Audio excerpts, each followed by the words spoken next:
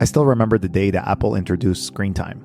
I was so happy because I have finally found a way to curb my excessive use of smartphones. I put the passcode really quickly, set up screen time, set up the time limits that I wanted, and then went on with my day. But later that day, I discovered that they allowed me to just put that same passcode without really any friction and go back to all of the distractions that I wanted. That's when I knew that they were not having my best interest in their mind, but just their corporate profits. Since then, I've used different apps whenever I have had to use an iOS device, like Brick, Unplug, ClearSpace, or OneSec. I even suggest to people to use those apps or maybe to give the screen time passcode to somebody else. But what if you don't have somebody else? Or those apps didn't work for you and you still kind of cave again and again because you have the password accessible and you just override the functions of screen time? Well, if you still need to use a smartphone, today's conversation will be helpful. Today we have Max Gazeroglu, who is our guest, and his product Password Locker may help you in finding the perfect combination of your device, their software, which is quite minimal yet effective, and something that actually gives you back time and your life. Let's start with an introduction from Max. I just want to say that the way that I found out about you is a couple customers mentioned that they're readers of your blog and they watch your videos. And so then I started looking into it and familiarizing and reading your literature. And I just want to say it's a pleasure to meet you. Yeah, so I grew up in Miami. I studied software engineering in college, worked as an engineer for a couple of years, and then took a year off and van lifed across the US, which was nice, and hiking at national parks. And now I'm building tools to help people in a variety of domains. And the main one I'm working on now is Password Locker, which is like in this digital minimalism space where we're blocking distractions on people's devices, but with zero workarounds. And that's really the key difference that I'm sure, and as you know, and I'm sure lots of people, your viewership knows that there's so many apps out there that block distractions and they're all pretty much the same thing, just different design choices. And so the intent with Password Locker and the reason why I built it to solve my own problem, which appears lots of other people have, is to get around this fact that all of these third-party apps have like a very simple workaround that makes them pretty much useless. And so Password Locker said, can we solve this problem? Can we make it so that there's no way that you can really get around it? And that's pretty much what the solution is. As you listen there, Max said that there are no workarounds, but the reality is that there's always a workaround. What he meant, and he's going to explain in just a second, is the idea that there is a higher friction level. By integrating a password locker, so a place where you put your passcode, how you enter that passcode, and how you retrieve that passcode, which I thought that it was actually interesting because it plays with our understanding and neurology of how much friction do we want to allow in our lives. I'll let him explain how this works. So like I mentioned, the third-party apps, they always have workarounds. So your first choice of attack really is using, and this is in regards to Apple devices like the iPhone, is using screen time, the inbuilt screen time. And that is the most effective because it's native to the device and doesn't suffer from like these integrations that Apple has when you're a third-party app. And the problem, like you mentioned, is that when you set it up, it's a 4-digit passcode. It's very easy to remember. And so if you've blocked YouTube and you've reached your 20-minute limit for YouTube, then you can just enter that passcode in and then keep surfing YouTube for a while. And so what people will do is they'll give that passcode to a friend. They'll say, hey, can you enter this passcode into my phone for me? Don't show it to me. Don't let me see it. And just like write it down somewhere. So if in the future, if I need it, then, I can ask you for it. You can message me and then I can be unblocked. And like that solution works for sure. There is like a variety of problems. Like one could be you just don't have someone that you trust. But another is like there's a lot of inconveniences. They have to enter it every time. And then you can trick them into giving you your passcode, which I've done before. Like you fabricate some legitimate sounding excuse and they give it to you and then you just watch YouTube for a bunch of time. Or like unreliability in terms of like accessibility. So there was a time where I needed to download an app for work and I had app installs blocked. This is long ago. And that person wasn't available to give me my screen time password and I couldn't install that app. And so that was pretty painful. So the idea is like, let's store your passcode in software. So the software has you enter this 4-digit passcode in a way that you won't remember. So instead of relying on another person, you rely on the software. And then for you to get that passcode back to unblock apps to make changes, you have to go through this really tedious process, like this 20-minute puzzle, but you can configure it to take 40 minutes or an hour. And like there's one customer I was emailing that says that he makes it so long that he has to do it over 2 days. And so it's so much friction that he doesn't want to actually go through the process of, getting the passcode and disabling the blocks. And most people don't go that far. I don't go that far, but it is a very sufficient deterrent and still makes it so that that passcode is available to you whenever you need it on your own terms without relying on someone else. In this point, I agree with Max. The higher the friction we have, the more difficult it is for us to retrieve those items. So I played around with his software and I found it quite intuitive, actually. I think it's quite interesting to see that you can create a passcode by deleting and re-adding some of these numbers, which makes it completely unknowable to a certain degree only by the software. And then on top of that, he adds this puzzle, which it's more difficult than it seems. And of course, you can still beat it if you want to, but it's a higher friction level that allows you to recreate and hack around it in order to limit your usage. However, I push back in this contention, and I don't think this is the best method, in my personal opinion. I think the best way is to create a lifestyle that supports a better conscious use of your technology. And to this, Max has something very interesting to say, to reflect on the reality that we cannot go around life just with hacks, but we have to create sustainable lifestyle choices, but that software can still be helpful in us creating those lifestyle choices. Yeah. So yeah, a couple thoughts. So like one is like, I love this idea that you have that there's like two different paths that you can follow. One is like modifying your lifestyle to be one where you incorporate less of these digital things in your life. And then another where you still have those conveniences, but then you just block the stuff that you find that you don't really want to be spending your time on. And like, there's no right answer. You could pick one or the other. And so for me personally, I like that world where you're still in the technological world because I think there's like a lot of benefit that technology can provide in all sorts of domains. And so I like being in that space. But to that end, like, for many years, I thought to myself, hey, it's sort of like, it's just a discipline problem. Like, yeah, I can use YouTube, but I should just be able to convince myself and say, no, I'm not going to use it anymore. And like, I'm going to go on a run and I'm going to go do all this stuff. And like, you can make that decision and it'll work for like a couple of weeks and then you fall back. And like, that would happen to me months and months and years and years. And each time I would say, no, it's just a discipline problem. Like we can solve for this. And then at some point, I said to myself, you know what? What if we just make the conclusion that, and this is a very hard and maybe even courageous conclusion to make, which is that I cannot do this, right? That is a hard thing to admit that you cannot solve, that you cannot do that thing, right? But I said, okay, let's assume that that's true. And if it is, what does that imply? Like, what should I do next? And I think one answer is that maybe there are systems of technology that can work with you. Like, even though you don't have the willpower or the motivation, you can offload that to another entity, like a piece of technology. And that you can't negotiate with, right? You can't negotiate with a piece of software. And so like, I offload that to it, and then that solves my problem. And then there's one more idea. So like, we tend to think of ourselves as like one person, right? And like we have one self, right? But in reality, like, we each have many different selves, right? Like when I'm with family, right? That's like one version of me. When I'm with friends, that's another. And then there's like 9 p.m. or 10 p.m. I'm in the kitchen. There's a bunch of chocolate. I'm eating ice cream, right? And then there's another version of me who, is long-term thinking and wants to like, do a bunch of work and do exercise and eat healthy, right? There's different selves to me. And so I think the idea here is that there's a long-term thinking self who's the one that says, hey, we should do outdoor activities. We should not use so much screen time.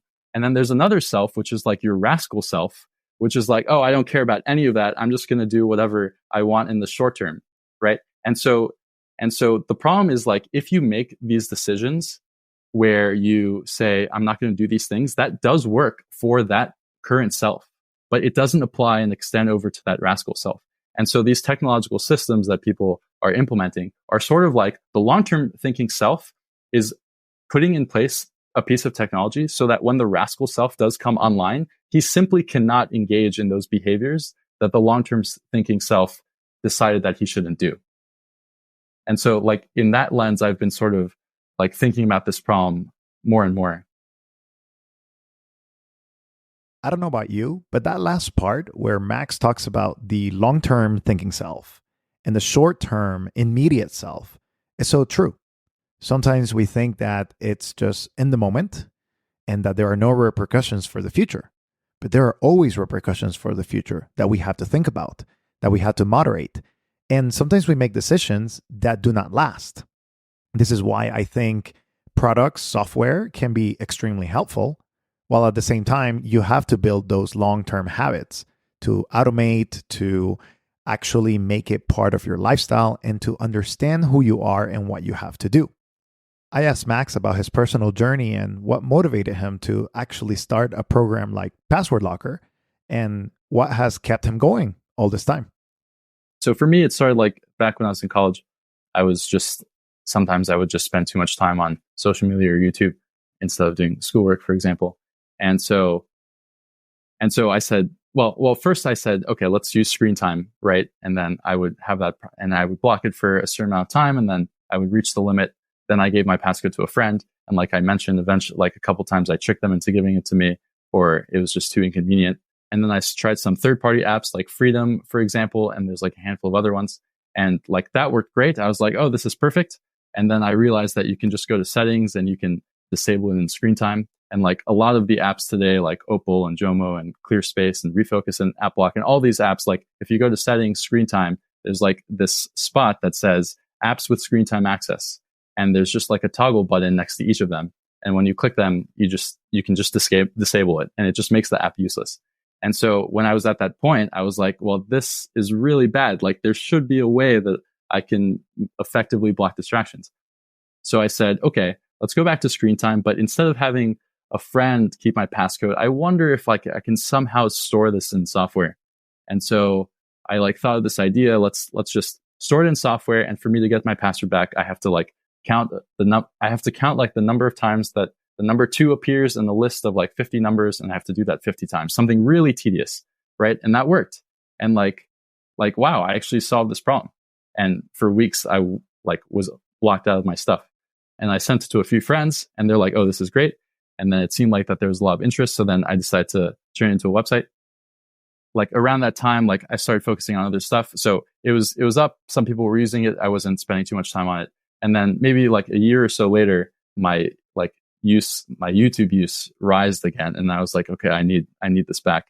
And that's when I came up with that idea also for entering that 4-digit passcode into your phone in a way that you don't remember, which is like this clever idea of like entering and deleting digits. And by the time you type in 4 digits, you don't remember what you typed in. So I thought of that. And then I really started like building more features and like telling people about it and growing it. And now it's to the point where, hundreds of people are using it. And like, if you go to the homepage, like there's a testimonial section and there's all sorts of stuff of people saying like, you finally solved the problem. Like I've been looking for a solution for months now. And like all these other apps have failed me. And like, finally, like, I'm no longer spending hours a day. And that's just like a really satisfying thing. And I'd say that's like one of the biggest things of doing it. Like something that you build that other people genuinely love, like that is a really amazing feeling. As Max found his solution, I think he also found that there was a passion inside of him to understand a little bit more about how he overcame a lot of those overrides or hacks and to find something that truly works for him. And I'm really happy that he found something and that he has now helped other people in this journey. Maybe he's going to help you. Maybe you can find some value in Password Locker. But there are other uses that we'll talk about in just a second. But I think the lesson that we can learn from a lot of the story is that we can always try different things and look for different answers. But it is only when we truly investigate what's going inside of us and we look for solutions that are holistic, that are actually tailored to our needs, that we're going to find a long-term solution for what we're going through. as I asked Max about other uses, it was quite interesting to hear about some of the novelties that other people have found in order to store their passwords and make it difficult for them to access certain parts of the internet or other devices that they have in their homes. So primarily people are using it for screen time, but I have seen like people setting their router password, their Wi-Fi router password. So just like in general, any websites that they want to go to, no matter the device, they're unable to. And then I've seen people using it on Android, and they like incorporate it with another Android app. And then like on your computer, like on the Mac, like some people use cold turkey and they'll store the password to that in password locker. So basically, like even though it's geared towards screen time, because that's like the original use case, that's why it was built for, that's why most people use it. It is also built to be used to store any sort of password or store any sort of information that you don't want immediate access to. You want to be able to have that at any moment, but just not immediately. And so, and like another use case that I thought about a long time ago, which no one is using it for. But for example, let's say you're very obsessive when you buy stocks or something like that, right? And you want to be able to like calm down. And so you store the password to your brokerage account, and you can't actually make a purchase unless you like go through this tedious retrieval, and you're ensuring that you really want to, like, you're really confident about this decision and you're not making impulse purchases. And like that could apply not just for like in the stocks domain, but like even regular purchases. And so, yeah, I think there's a lot of use cases, but definitely the primary focus has been in screen time and blocking distractions on your devices. All of those use cases were very interesting to me because they showcase areas where we may struggle from hype. Let it be in social media, we want to find the latest information. Let it be in stocks because we want to not miss out and be rich one day. But we seldom think about the long-term progression of our lives and how can we create real habits or real practices that give us the same outcome just in a longer term. Everybody wants to beat their compulsive use today, or they want to get rich tomorrow. But instead, what if we thought about what if I can still live that life, but it doesn't require those material goods? I think that's a topic for another day and a topic for reflection, of course. But it's just the reality that we need to think in more longer terms and to think that we can elongate our lives and our satisfaction by looking into other areas of life and not just focusing on the problematic area like screen time or our maybe dependency upon a substance or upon something that we're going through, or maybe the anger that we get from a certain reaction, coworkers, whatever it is. We can always focus on the long-term outcomes and the long-term habits that we make instead of just the short-term that we do. I think Password Locker has been a good app to showcase today on this podcast, and maybe it's going to be helpful to you. I'm going to leave Max with the final word, and you can find all of the information on the internet so that you can, get to know a little bit more about his product and see if it's going to add value to your life. Here is Max's final word. Yeah, so you can find us on password-locker.com. You can also just search Password Locker on Google and you'll find it. And probably in the description here, we'll have a link. And then, yeah, so I just want to say thank you for sure. Like, this has been great. It's great to it's one thing to read your literature. It's another to meet you. I think in general, like, I love this idea where there's these two different lifestyles that you can follow. One of reducing or blocking distractions, and another of like removing all these attention grabbing things entirely and just living a different kind of lifestyle. And it's just like up to the person to decide which is more valuable to them, and then implementing that path accordingly. And I think it's not limited to, like, fundamentally, the reason why you want to eliminate some of these distractions is not really to eliminate distractions. It's to focus on the things that you really want to do. And so I think at some point in the future, whether it's like an evolution of Password Locker or just other technologies that come into play, but technologies that sort of blend habit science and implement these systems that ensure that you want to do things that you want to do, I think that'll be the future where we sort of can outsource some of these motivational issues, outsource these issues that we have with our different selves, and yeah, move forward. That was Max from Password Locker. Thank you for listening to Moving Offline. I hope that today's podcast helped you gain a new insight on a different tool that you can use to live your life more fully. Remember, it's a long-term outcome that you're looking for, not just a short-term win. I hope you have a great day, and we'll see you in the next time.